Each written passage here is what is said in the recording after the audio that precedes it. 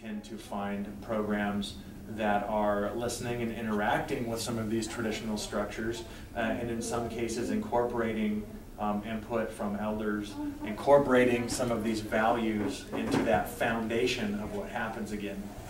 And so if we can try and get back on this track, then that's good. Then we're probably doing better than maybe we were back in this area. Now this break here, this perturbation, I'm making like a little explosion, is really traumatic for the first people that all of this changes in. This whole first generation is traumatized. And not only is it an individual trauma, but it's a trauma on a community level. That is fundamentally changing the way that we understand everything, and that's not an easy thing to do. Now what happens with this next generation is that trauma is still having an effect in the community. Yeah. I remember asking my dad why he didn't know the language. I didn't realize that my dad was adopted out of his family when he was 3. There are people in our community that say the biggest problem with learning our language today is that this language was taken from these people. They were made either afraid to speak it or afraid to pass it on because their children would undergo that same process. Right. Now what happens is we have a whole generation of people with these question marks. How can we pass on what belongs in our community if we didn't get it ourselves? How do we fill that gap? How do we fill that void? What do we fill it with? Where can we go to get it? Those traditional mechanisms are no longer there. Now we find another generation that in some ways is even further connected, but is starting to have some idea that if we take these things and incorporate them, we're having some successes. So in trying to change this, they're starting to say, let's take some of these and reincorporate them. And that's not always easy to do. It's not always easy for some of the people that are elders in our communities today to talk about that information. They've held on to it so tightly for so long that it's not easy for them to talk about. There are other people that feel a great amount of shame that they don't know the language, they can't pass that on. They heard the stories when they were younger, but then they were told that those were evil. They were told that that language would send them to hell, that believing those things was such a horrible thing that passing them on would be some great pain to their children. So how do we deal with that? How do we bring people together? How do we start those conversations? Some of the people that have become really effective administrators and are driving some of these forces are sometimes looked at as being outsiders. You're too white. You're not Tunaha enough. You're not Spokane enough. You're not Coeur d'Alene enough. You're not any of these things. But the reality is all of those people need to somehow be brought back in to do this thing, to nation build or nation rebuild. You tend to find this more out of the Kennedy School and the Center for American Indian Economic Development. You tend to find this a little bit more out of Canada, particularly BC. I think that would...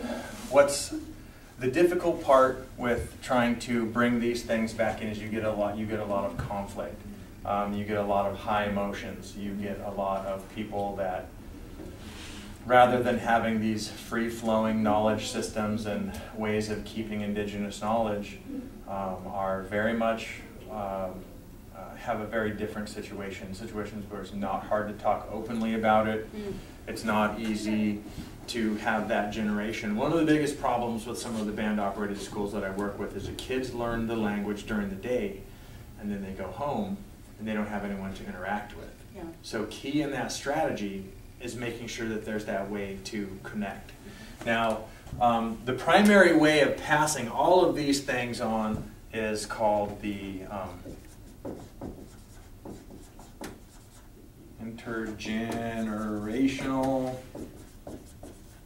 transfer mechanism. How do we transfer these between generations so that this information gets carried on through this system or through these systems? How it is that we do that?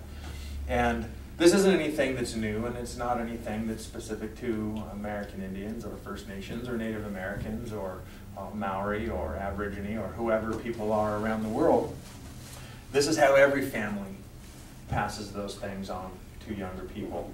What is difficult for us after this perturbation. These ways of transferring these became really tainted, in some ways corrupt, and they're not always easy to fix. And so when we get to the point where we want to change this inertia and we want to get back going this way, and remember, I've just arbitrarily picked this direction as being our good or our positive way, we see that we want to bring these things back in, but that's not easy. So we find these little frictions, these little community arguments, these little fights. A lot of the times these have to do with the way our resources are distributed these days. It has to do with who's right and who's wrong, and who knows and who doesn't, and who we share that with and who we don't share that with. And when we have long-standing personal grudges, it's not an easy conversation for us to have. I've found that the easiest way to start that conversation is to sit down with someone and say, hey, you know what? We haven't agreed. And I'd like to talk to you a little bit more about that. I can understand that you don't agree with what I'm saying, but I'd really like to understand your position more. I know that it's a difficult conversation to have. A lot of the times when I talk with elders, I'll start with that and say, look, I understand that this is difficult, and I understand everything's been taken away from you, and I understand that you're skeptical, but we're out of time. We don't have another generation. This is it. So I'll sit here and have a hard conversation with you if you'll share this with me. And I won't take it, I won't use it against you, I won't go tell those guys they were wrong, or I won't go tell those guys that you were right. I'm not going to use that information and hold it up above anyone. We've got to use it and get it back in here where we can move into that direction, where we can make those things happen. And those are really difficult conversations to have. There's nothing easy about that. Remember, now we're talking not just about one generation or that trauma. We're talking about this intergenerational post-traumatic stress disorder. It manifests itself in certain ways. When you take away a community's ability to describe who we are fundamentally as human beings, when you take that away, it's devastating to that first generation. It begins to manifest itself in certain ways to that next generation. Not only do they realize that that way has been taken away from them, but they see that pain. They see the dysfunction in their own family, in their own community. We tend to see significant increases in things like lateral violence, fighting with people in our community, cutting them down, not letting them improve their situation, not letting them have a say, arguing over every little resource. And now that next generation comes in, and we start to see that there are these, what some scholars call soul wounds. What happens when you take an identity away from people? There were a lot of studies that happened regarding post-Holocaust Jewish communities. Yeah. What happens when most of you are killed and there's very little left, and all of those traditional mechanisms collapse? How do you save them, and what happens as you do that? Yeah. It's been really popular. There are a couple of really great books that are out right now on this particular topic where they're saying this is cultural trauma, but when it happens over generations, it's a soul wound. These people need to fill that part of them back up, and that's not an easy thing to do. It is not easy to do.